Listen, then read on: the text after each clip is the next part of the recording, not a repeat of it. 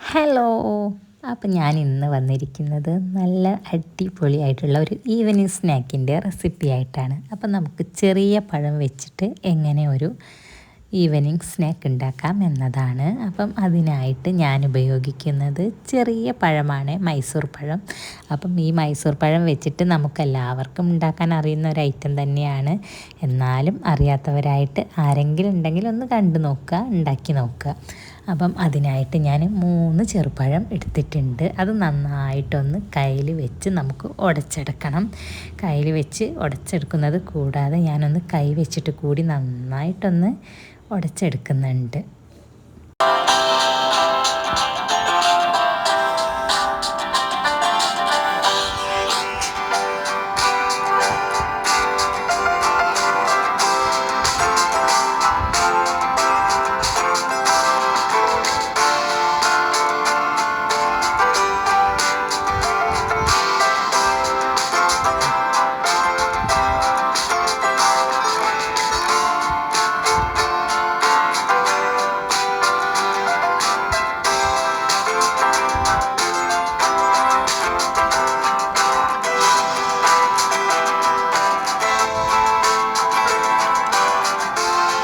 അപ്പം നന്നായിട്ട് ഉടച്ചെടുത്തതിന് ശേഷം ഞാൻ അതിലേക്ക് ആവശ്യമായിട്ടുള്ള പഞ്ചസാര ഇട്ട് കൊടുക്കുന്നുണ്ട്. അപ്പോൾ പഞ്ചസാര മധുരത്തിനനുസരിച്ച് നമുക്ക് ഇട്ട് കൊടുക്കാം. പിന്നീട് അതിലേക്ക് ഏലക്കായ് പൊടിയും കൂടി ഇട്ട് കൊടുക്കണം. അപ്പോൾ പഞ്ചസാരയും കൂടി ഇട്ടിട്ട് നന്നായിട്ടൊന്ന് നമുക്ക് മിക്സ് ചെയ്തെടുക്കാം.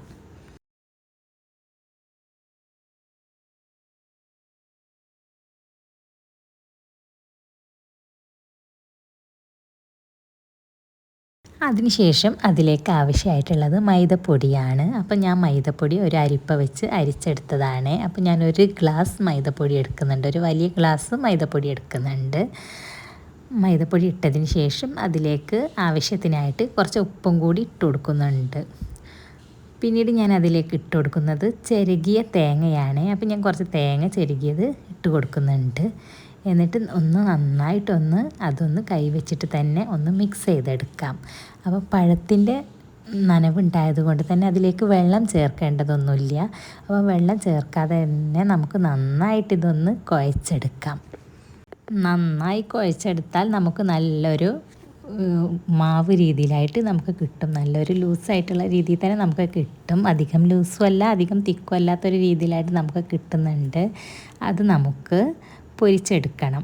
അതിനായിട്ട് ഞാനൊരു പാൻ അടുപ്പത്ത് വെച്ച് നന്നായിട്ട് ചൂടാക്കി എടുക്കുന്നുണ്ട്. അപ്പം ഇത് നമുക്കെല്ലാവർക്കും അറിയുന്നൊരു റെസിപ്പി തന്നെയാണ്. എന്നാലും അറിയാത്തവരായിട്ടുണ്ടെങ്കിൽ അവർക്കത് യൂസ്ഫുൾ ആവുമല്ലോ എന്ന് വിചാരിച്ചു. എന്നിട്ട് ഞാനിത് പാൻ അടുപ്പത്ത് വെച്ച് അതിൽ ഓയിൽ ഒഴിച്ച് കൊടുത്തിട്ട് പൊരിച്ചെടുക്കുകയാണ്. അപ്പം ഇതിന് നമ്മളിവിടെയൊക്കെ പറയുന്ന പേര് നുള്ളി പൊരിച്ചത് എന്നാണ്. അപ്പം നിങ്ങളുടെ നാട്ടിലൊക്കെ ഇതിന് വേറെ എന്തെങ്കിലുമൊക്കെ പേരുണ്ടോ, അപ്പോൾ ഇതന്നെയാണോ എന്നുണ്ടെങ്കിൽ ഒന്ന് കമൻറ്റ് ചെയ്യണേ.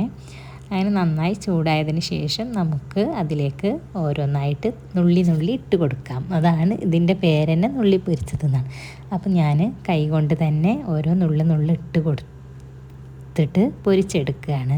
അപ്പം ഇത്രയേ ഉള്ളൂ ഈ റെസിപ്പി ഉണ്ടാക്കാനായിട്ട്. നമുക്ക് ഈ വീഡിയോ ഒക്കെ ചെയ്യുമ്പോൾ ഇങ്ങനെ പറയുമ്പോൾ ഒരുപാടുണ്ടെന്ന് തോന്നും, പക്ഷെ നമുക്ക് ചെയ്യുമ്പോൾ വളരെ സിമ്പിളായിട്ട് ചെയ്തെടുക്കാൻ പറ്റിയൊരു റെസിപ്പിയാണ്. അപ്പം പഴമൊക്കെ വീട്ടിലിരിപ്പുണ്ടെങ്കിൽ എല്ലാവരും ഒന്ന് ഇങ്ങനെ ട്രൈ ചെയ്ത് നോക്കുക. അപ്പം ഇതിൻ്റെ കൂടെ കുടിക്കാനായിട്ട് ഞാൻ നല്ല കട്ടൻ ചായയാണ് ഉണ്ടാക്കുന്നത്. അപ്പം കട്ടൻ ചായയും ഈ സ്നാക്കും കൂടി വളരെ നല്ലൊരു ടേസ്റ്റാണ്. അപ്പം നിങ്ങൾക്ക് എൻ്റെ വീഡിയോ ഇഷ്ടപ്പെടുകയാണെങ്കിൽ ഒന്ന് ലൈക്ക് ചെയ്യുക, ഷെയർ ചെയ്യുക, സബ്സ്ക്രൈബ് ചെയ്യുക, സപ്പോർട്ട് ചെയ്യുക. നെക്സ്റ്റ് വീഡിയോയുമായി വീണ്ടും വരുന്നതായിരിക്കും. അതുവരെ എല്ലാവർക്കും ബൈ ബൈ.